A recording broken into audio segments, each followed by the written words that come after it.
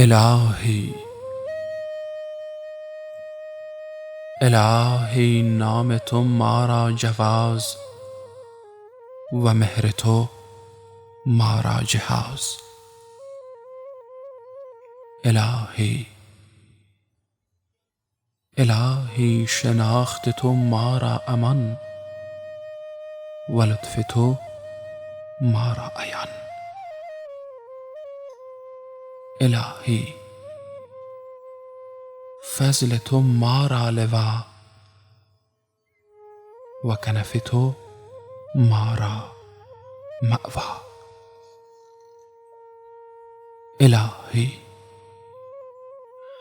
الهی ضعیفان را پناهی،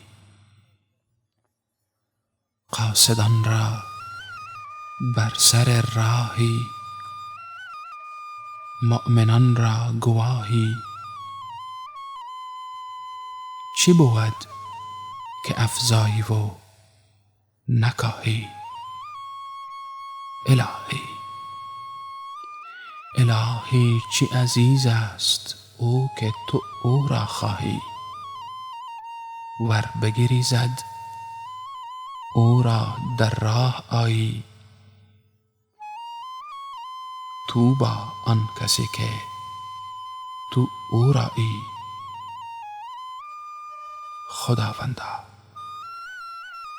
خداوندا کجا باز یابیم آن روز که تو ما را بودی و ما نبودیم، تا باز به آن روز رسیم میان آتش و دودیم.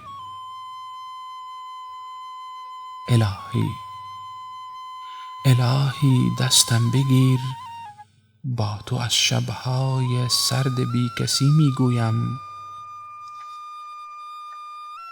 اگر بدو گیتی آن روز یابم بر سودم، ور بود خود را دریابم به نبود خود خشنودم.